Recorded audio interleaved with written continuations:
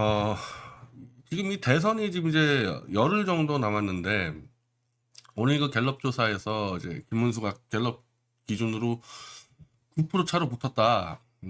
일주일 사이에 뭐 이재명이 5% 떨어지고 김문수가 뭐 6% 오르고, 마치 뭐 잔치집처럼 지금 막 박수 쳐대고 뭐 하루에 1% 올라가서 뭐 이긴다.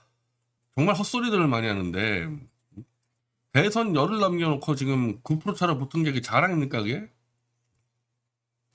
그간 얼마나 못했으면 거의 바닥에다가 이제 일정 정도 올라와서 이제 승부를 걸어야 될 타이밍에 그 김문수 쪽 비서실장 누굽니까 그 사람?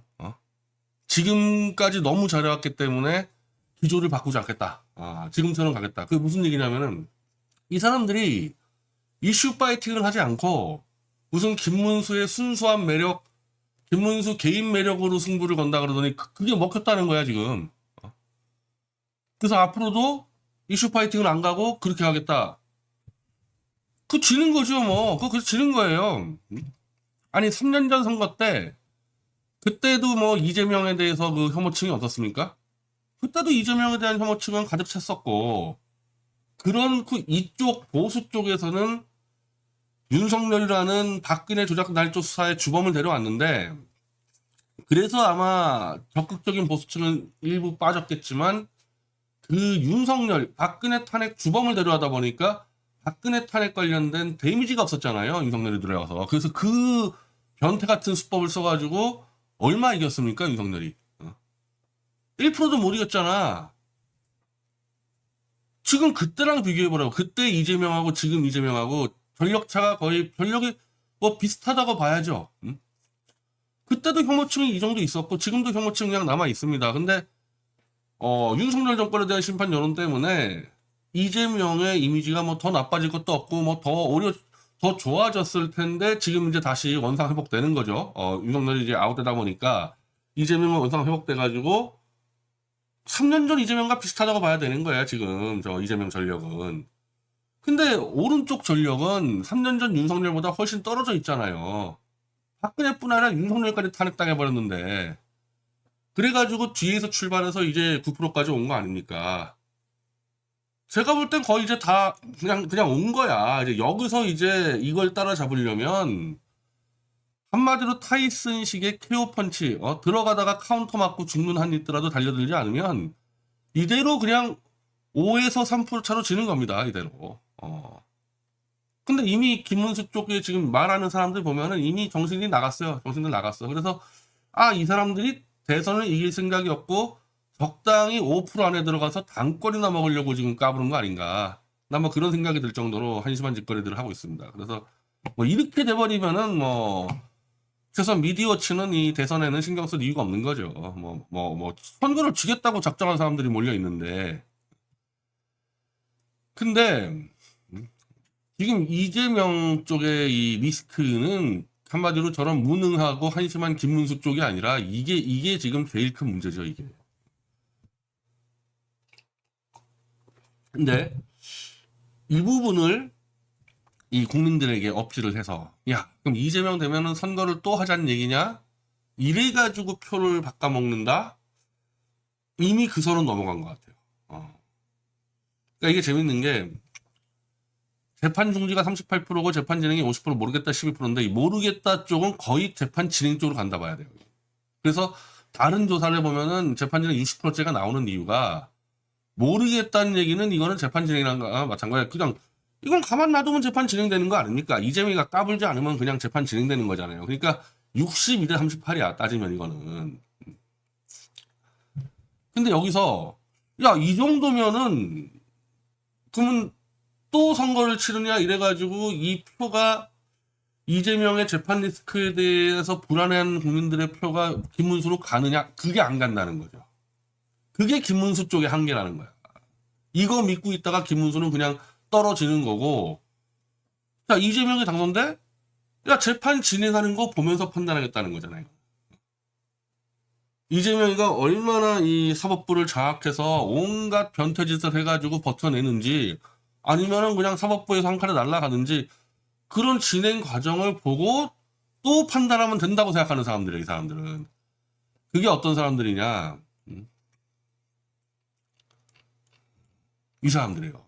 요걸 보면 딱 나오는데 이재명을 지지하는데도 재판은 진행해야 된다가 9%입니다. 모르겠다 7%면은 이재명 지지하는 사람 중에서 16% 정도, 한 6분의 1 정도는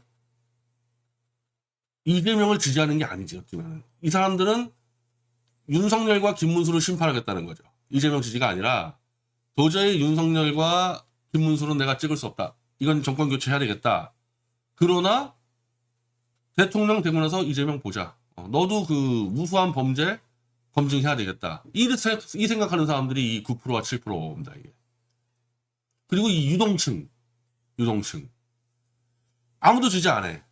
아무도 지지 안 하는데 재판을 진행해야 되겠다가 57%고 모르겠다가 26%인데 요 유동층에서 26%는 아예 정치 무관심일 수가 있기 때문에 요 사람들은 빼면은 부동층의 절반 이상이 이재명에 대한 재판은 진행해야 된다는 얘기는 이 사람들은 뭡니까? 이재명도 싫고 김문수 이준석 다 싫어. 다 싫고 너 이재명 대통령 되면 그때 보자. 그때 그냥 한번 법으로 한번 붙어보자. 이런 사람들이란 말이에요. 이 사람들은 무서운 사람들이죠. 지금 현재 미디어워치가 이 입장과 좀 비슷한 입장입니다. 억지로 능력도 안 되고 의지도 없는 김문수를 위해서 우리가 뭉치자 막 이런 짓거리 하지 말고 김문수가 무능하면 떨어지는 거야. 그건 돈이 없는 거야. 그건 지가 못나서 떨어진 거 어떡하란 말이야. 그럼.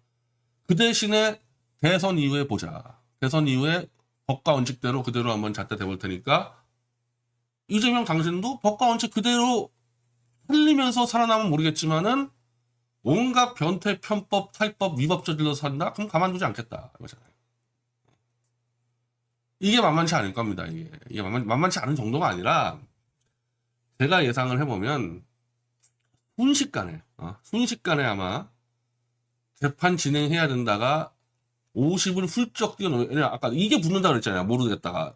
그래서 이게 잘못 걸리면 특히 이 집권해서 일정 정도의 이 적폐청산이라는 표현 써야 될지 모르겠는데 윤석열 정권 때 덮였던 문제, 대표적으로 양평 고속도로는 일로 가다가 절로 휘었다고, 김건희네 집으로.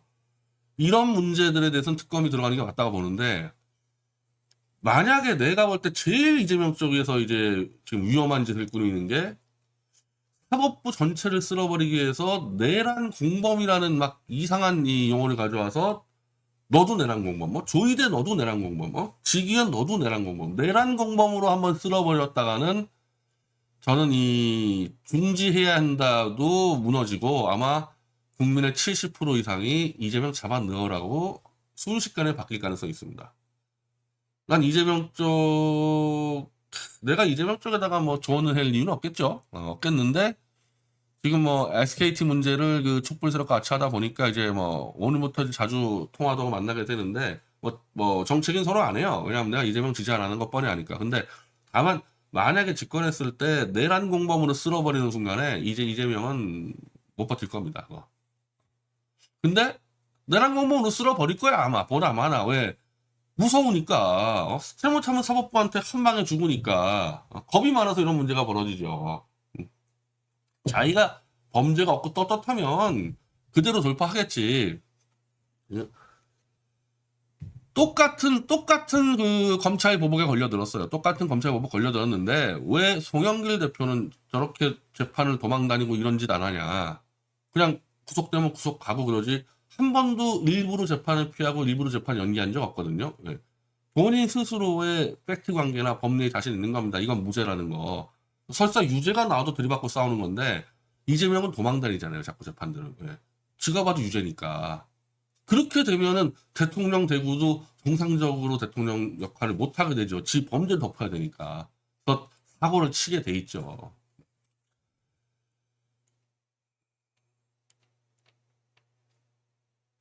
자, 그리고 오늘은 이제 사실은 지금 이거까지만 할게요. 이재명, 김문수 지지율 격차 축소에 오늘 국민의힘은 자기들이 이긴 듯이 떠들고 있더라고. 근데 민주당에서 이제 반박을 하는데 나는 이게 맞다고 봐요. 현재 오늘 상황에서는 민주당 쪽의 이 분석이 맞다고 봐. 뭐 여기도 지금 뭐 급하기지만은 당연하죠. 왜냐면 이재명이 너무 압도적으로 이기고 있었기 때문에 저쪽 지지층이 이제 이완돼 버려요. 이완돼 버리면 지지율 떨어지는 거지. 그리고 김문수는 지금까지 그 당에서 엉망진창이었으니까 이제 올라와서 이제부터 어찌 보면은 오늘부터 선거를 똑바로 뛰느냐 마냐 여기서 걸려 있는 건데 지금까지 잘했다 그러니까 그냥 아웃인 거고 여기서 이제 이재명 지지율이요 떨어지다가 또 올라갈 겁니다. 또 올라가요. 왜? 그동안 민주당 지지자들이 거의 3년을 이재명 대통령 만든다고 벼르고 있었는데 이 상황 딱 보고 뭐 김문수 쪽이 지들이 이겼다 그러고 있는데 또 뭉치지 않겠어요 이게? 이런 부분들이? 자, 그래서 상당한 격차를 이기고 있던 선거 초반에 대해 지지층이 이완된 측면이 하나가 있고 김문수 후보의 지지층만큼 이재명 후보의 지지층이 복원된 것은 아니다. 복원되는 과정이다. 그렇죠, 그렇죠. 아직도 이재명 후보의 우위 흐름은 유지되고 있다. 아니, 그러니까 그렇게 오늘 이 잔치집처럼 박수 쳤는데 그게 9%라니까?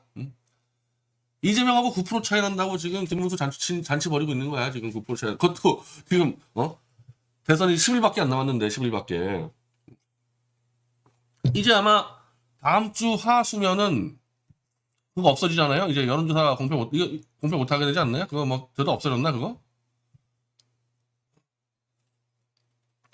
그럼 원래는 뭐 그대로 끝나는 거야. 그냥 그대로 뭐 5% 6% 7% 차이 나면은 그대로 끝나는 거야. 거기서 엎어치기 뭐고.